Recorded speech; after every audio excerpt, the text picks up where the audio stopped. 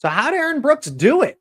How did he end up beating Zahid Valencia and David Taylor back to back to back like that when all the odds were stacked against him?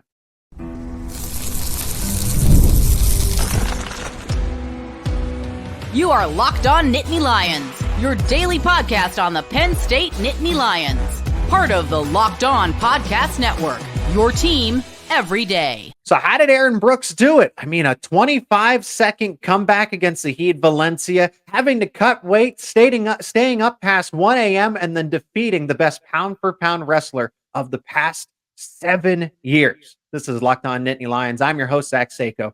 Thanks so much for making us your first listen and watch every single day. We are free and available wherever you get your podcasts, including YouTube. And today's episode is brought to you by Monopoly Go. I have to admit, I have a competitive side, and it is why I am a big fan of Monopoly Go, the mobile hit twist on classic Monopoly. So join your friends and download Monopoly Go, now free on the App Store or Google Play.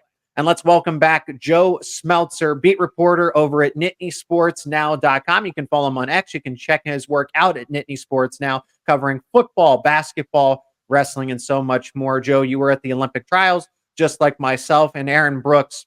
I mean, we want to talk about David Taylor being the magic man. Well, Aaron Brooks certainly has some magic of his own, as he was able to, again, do almost the unthinkable here. Oh, Zahid Valencia actually beat him. There's no way that David Taylor's going to lose to Brooks. Brooks is still green to this. He's too young. He will not be the Olympic representative for the United States. And yet he won. He proved all the doubters wrong. I guess the beating David Taylor, right? Because David Taylor had lost only one international match in the past 7 years, none domestically in the against United States opponents over the past 7 years. And Aaron Brooks beat him not once, but twice and back to back. And Joe, what's even more impressive is that David Taylor came in rested, right? He had been rested. He was 110%. And Aaron Brooks had to wrestle Zahid Valencia down to the wire. And then he had to stay up late to cut weight, make weigh-ins by 8 a.m., and then wrestle that best pound-for-pound wrestler for against David Taylor. So against all the odds, somehow Brooks was able. How did Brooks do this is what I'm getting at.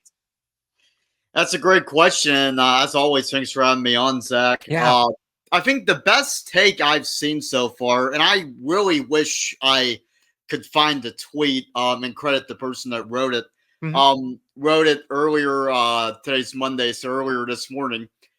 It was that David Taylor obviously idolizes Cael Sanderson. That's how he ended up at Penn State. That's why he was going to go to Iowa State when Cael was still the coach. Aaron Brooks goes live with Cael Sanderson. This, I don't know if this is confirmed, but it's pretty widely speculated, at least, that he does go live with Cael in practice. David Taylor spent his whole life looking up to Cael Sanderson, idolizing him, and obviously trying to emulate his style the best way he could. Sure. So Aaron Brooks, based on that, should have a pretty good feel for David Taylor. And I think that helped him a lot. And I also think you mentioned Brooks having to cut weight, stay up late, being tired. In a way, that's a disadvantage, but I also think that's partially an advantage, right? As I talked to Levi Haynes on Thursday before the trial started, and he said he felt that the NCAA guys were kind of helped out by the fact that they were just competing at nationals and kind of still conditioned from that. And I think that might have helped out Aaron Brooks too, because obviously you have to cut weight, make weight in nationals as well. And that's a 3-day tournament as opposed to a 2-day one. So I think it's a combination of those two things. And I also think that David Taylor's 33 years old. Aaron Brooks is about a decade younger. That probably helped him too. I don't know if Brooks beats the David Taylor that won the gold in 2021. We'll never know that, but he wasn't expected to beat this version of David Taylor. And not only did he beat him, he only allowed one total point throughout the two matches. So there was nothing really fluky about either Brooks's wins against Taylor.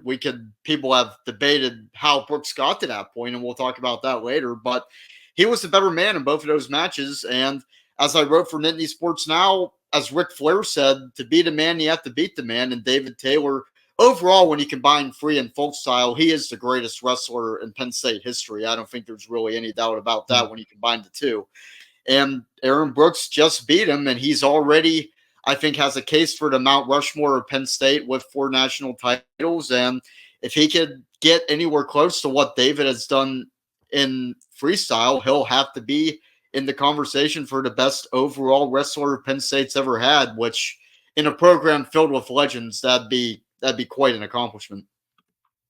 It's difficult for me to sit back and say, like, I agree that the NCAA wrestlers had a leg up on some of these other guys. And we'll talk about Jordan Burroughs in the upcoming segment, David Taylor. But when you look at Kyle Dake, okay, oh, well, David Taylor and Burroughs are past their prime. What about Kyle Dake? I mean, Kyle Dake's 33, so I understand that, yes, they're more conditioned. They're fresh off of competition, so at least they're warmed up. Because if David Taylor in the first match, if he wrestled the way he did in the second match, I think he beats Aaron Brooks in the first match, and then who knows if that goes to a best of 3.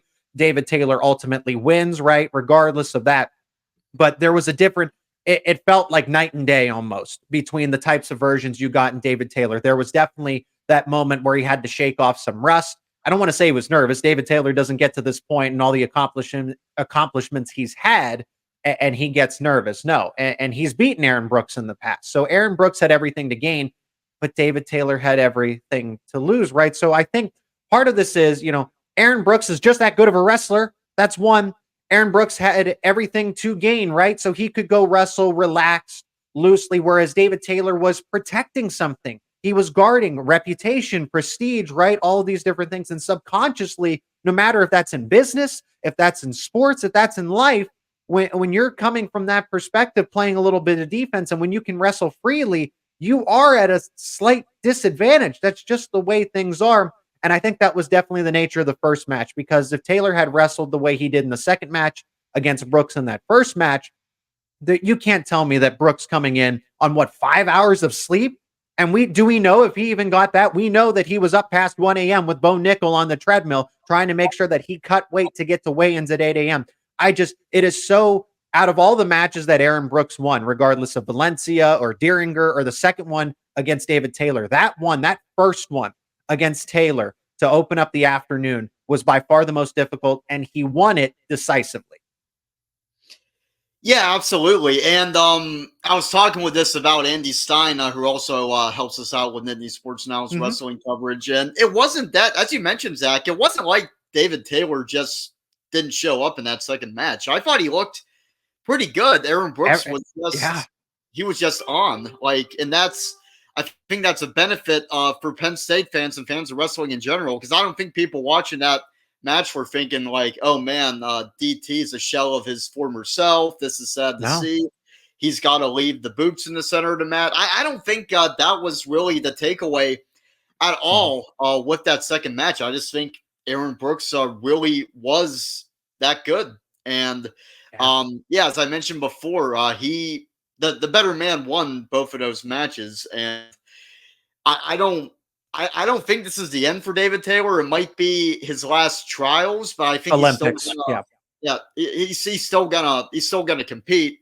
But yeah, there was no stopping Aaron Brooks Saturday for whatever problems he might have had Friday and almost not making it to the point where he could wrestle DT Saturday. We saw the best of Aaron Brooks, no doubt about it. Well, let's discuss that. We'll pick up in the next segment there. Should Aaron Brooks have even been the wrestler facing David Taylor? Should it have been Zahid Valencia and the ref got it wrong? We'll discuss that on the other side of this break. Today's episode is brought to you by FanDuel, the official sportsbook of Locked On. It's playoff time in the NBA and the NHL. Baseball's back in full swing, and FanDuel is your place to bet on every single game. Right now, new customers can get $150 in bonus bets. That's right. That's $150 in bonus bets, guaranteed. That's $150, win or lose. Bet on everything from slap shots to home runs to slam dunks and so much more, all in an app that is safe, secure, and super easy to use, which I can attest to because I use FanDuel myself. So what are you waiting for? All you got to do is visit FanDuel.com/lockedon. That's FanDuel.com/lockedon. And make your first bet an automatic win. That's FanDuel, America's #1 sportsbook. And today's episode is brought to you by Monopoly Go. I've been told that I'm a pretty competitive person. What? Do you think that's true? Okay, well, yes, I have a competitive side. Well, we all do. And my competitive side is a big fan of Monopoly Go. I'm sure you've heard of it. It's been downloaded over 150 million times. It's a great twist on Monopoly where you can play not one, but on hundreds of Monopoly boards in crazy locations, building up amazing cities that bring you big money. But the best part is messing with my friends. I can charge them rent on my iconic properties, just like the classic Monopoly, but I can now also heist their vaults of riches for myself. And the leaderboards show me who the biggest Monopoly tycoons are. But it's not just my competitive side that loves it. You can actually team up with your friends and people all across the world in timed tournaments to earn huge rewards. So get in the game, join your friends, and download Monopoly Go. That's Monopoly Go, now available on the App Store or Google Play. Should it have been Zahid Valencia versus David Taylor for the 86-kilogram spot? Before we jump back into that, I want to tell you about Locked On's NFL Mock Draft. It is now available. You can find the Ultimate 6-episode series on Locked On NFL Draft channels to hear who the local Locked On experts are picking for each and every NFL franchise, with live reactions from local college football experts and even the fantasy football angle. The Locked On NFL Mock Draft, now available on Locked On NFL Draft channels on YouTube and wherever you get your podcast. You can keep up with Joe at NittanySportsNow.com and his work on X on social media. Zahid Valencia and Aaron Brooks came down to the final 25 seconds, right? Okay, I will begin with this. When you're Zahid Valencia, Joe, and you have a 4-point lead, as talented as you are, if you are supposed to be the best of the best and you're supposed to go up against David Taylor, why are you blowing a 4-point lead with 25 seconds to go in the third period? Okay. Regardless of even when it came down to the referee's judgment and the tug of the singlet and the video review ultimately proved that was the case. So Aaron Brooks got the point. But the fact of the matter is Aaron Brooks was down by 4 or he was down by 3, and you let him come back and you win 7, and you let him win 7-6. So if Zahid Valencia was really supposed to be the wrestler that was going to go up against David Taylor, and then you let those two decide it, you don't. The best wrestlers don't allow 4-point comebacks like that in a span of 25 seconds. Yeah, you don't see comebacks really all that often in wrestling, but that was definitely a comeback on Aaron Brooks's end. And yeah, Valencia should have never let it get to the point that has caused a lot of controversy, which that was the final point that gave Brooks the win. But even with that call, I feel that he definitely pulled the singlet. Whether or not it should be called in that situation, there's a lot of people that feel, and we see this in all sports, that there's some times that where referees just have to let things go. But even if let's just say they got it wrong, which I don't think they did, Valencia waved off the challenge attempt. So it's one thing if they challenge it and their call stands on review, and you can talk more about it then, but they had the option to fight it, and they chose not to. So I don't know what really all the hoopla was about at the end of that match. I think a lot of people have felt that the officiating throughout the whole tournament was kind of leaning toward the Penn State / NLWC guys because of obviously the location. I've seen arguments that there should not be a host school for the Olympic trials, and it should be at, I guess, bigger arenas the way NCAAs are. But as far as just that specific situation goes, he could have challenged it, and they didn't challenge it. So knowing that, I just don't see why that call in particular caused the amount of stir that it did. I guess, yeah, well, we know because it gave a point to Aaron Brooks, and it's kind of like almost let me bring women's basketball into this as well. People are probably like, Zach, why are you making this comparison? But you said across all sports, right? The UConn Iowa game with the moving screen and that calls off UConn's final shot. That's essentially the same thing, right? Yep. Is that absolutely. It comes down to, and it gave Aaron Brooks a break. It ultimately gave him the win. But then these rules are in place. So, okay, what if that happens at the beginning of the match? Aaron Brooks is still up by a point because he's going to get that if the singlet tug happens in the first 60 seconds or the last 10 seconds, it doesn't matter. It's still a point for Aaron Brooks, and the score is still the same. Yeah. Absolutely, and that's a great comparison you made. I was in favor of that call too. At the end of the Iowa UConn It's a game, rule. Follow the rules.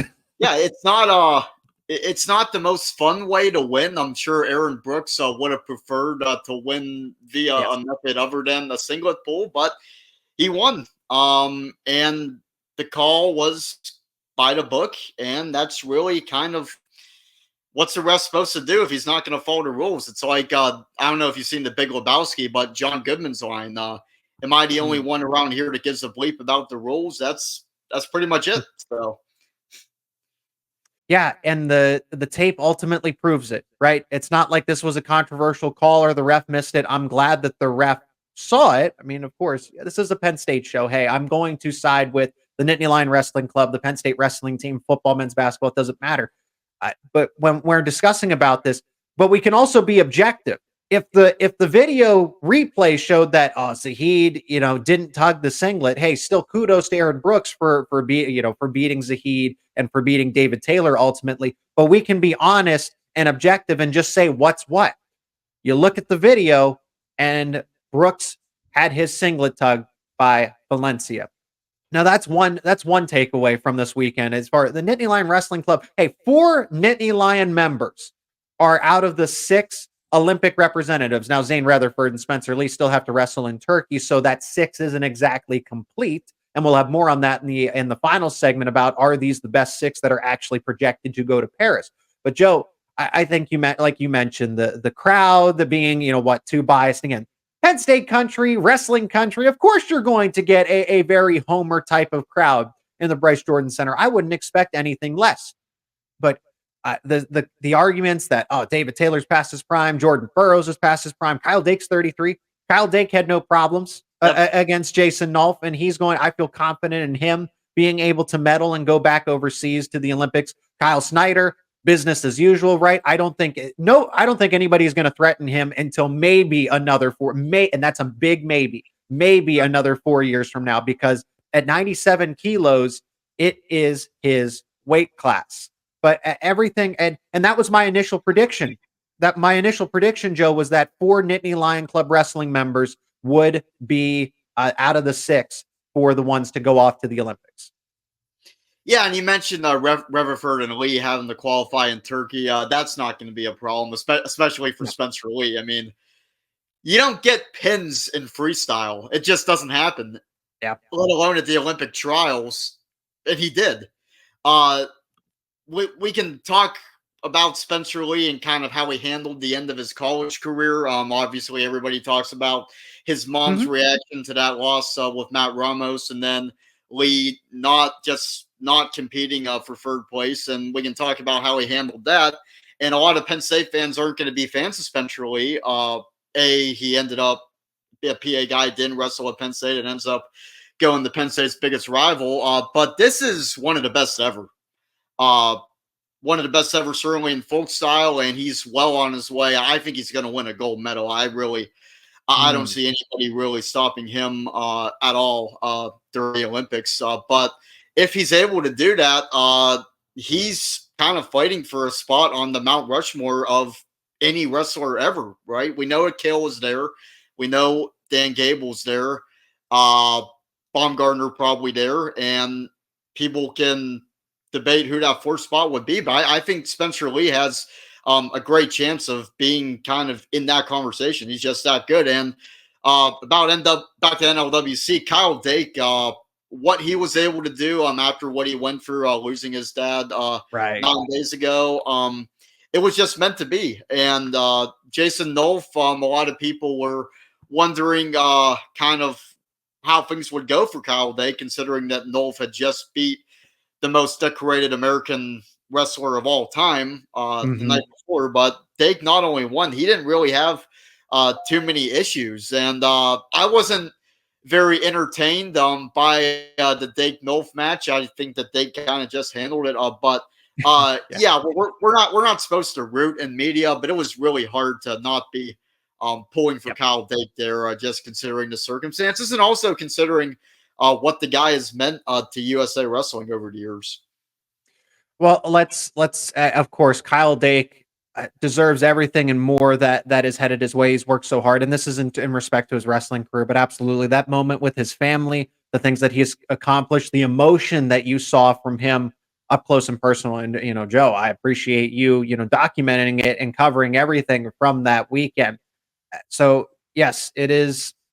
It's a very it's an enlightening moment, but it also is something that, the realities of this world and what Kyle Dake is pushing through. So it's not just about winning another medal. This is doing it for his livelihood, his family, his dad, all right now in the span of 2 weeks.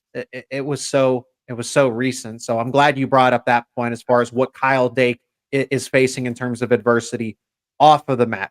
The guy he faced in Jason Nolf had to get through Jordan Burroughs, as you mentioned. One again, probably the second best pound for pound wrestler of the past 5 to 7 years, right? With what David Taylor is, and Jordan Burroughs, the booze, the Mitchell Messenbrink match. How crucial was it?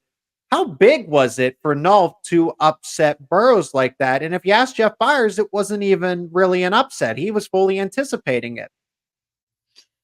Yeah, that's a great question. I think for me, the one image from a match that I'm always going to remember is that takedown that Nolf had on Burroughs. That was that was some vicious stuff, right?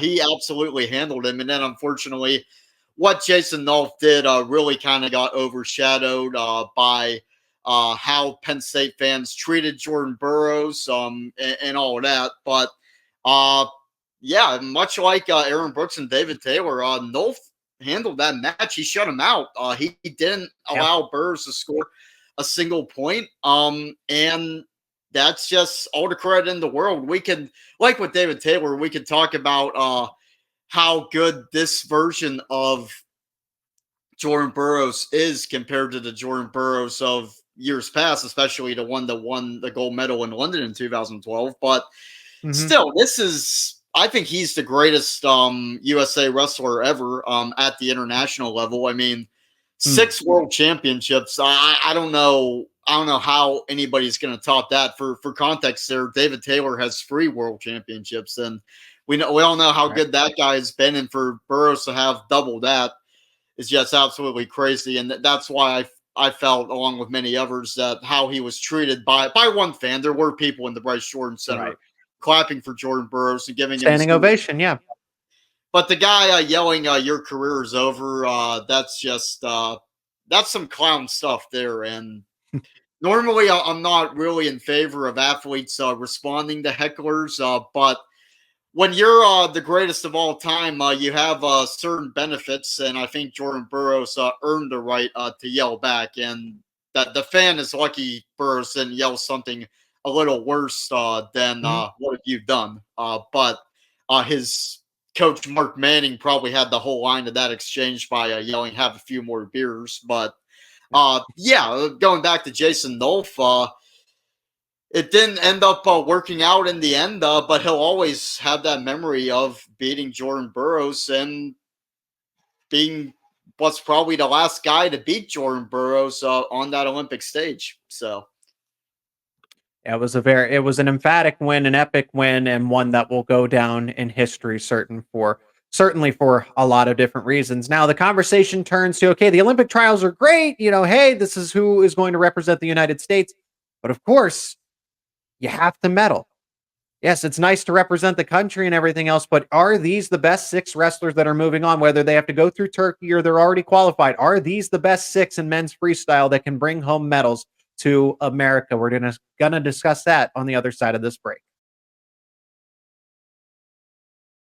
And today's episode is also sponsored by Gametime. Have you ever felt the stress of trying to buy last-minute tickets to football, basketball, baseball, anything else? I know I have, but Gametime is changing the game, and they are the authorized ticket marketplace for Major League Baseball. Take advantage of their great deals and exclusive perks. Prices on their app drop as Gametime approaches. You can get killer last-minute deals, clear all-in pricing, and a view from your seat before you buy. Now, I've used the Gametime app. I've used it to buy tickets to Penn State sporting events. I've used it to buy tickets to events like Major League Baseball games. They have things called zone deals where you can pick a section and then Gametime will choose the best seats for you. I'm also impressed with the fact that they have the lowest price guarantee and flexible ticket coverage. You can take the guesswork out of buying tickets with Gametime. Download the Gametime app today, sign up, and use promo code Locked On College for $20 off your first purchase. Again, that's promo code Locked On College for $20 off your first purchase. Download Gametime today. Last minute tickets, lowest price guaranteed. Are these the best 6 to represent the United States in men's freestyle at the 2024 Paris Olympics? Before we get to that, remember, if you're not already, become an everydayer. Subscribe to Locked On Nittany Lions on YouTube and wherever you get your podcasts for the latest conversations around your favorite Penn State sports teams. Let us know in the comments if you think these are the best 6 wrestlers to do just that. So, Joe, let's debate it in this final segment. Are these the best 6 that the U.S. has to offer in terms of men's freestyle? And confidently, easily, I can say yes. You already gave the pitch for Spencer Lee. I think Spencer Lee can medal. I think the international wrestling world is not ready for Spencer Lee.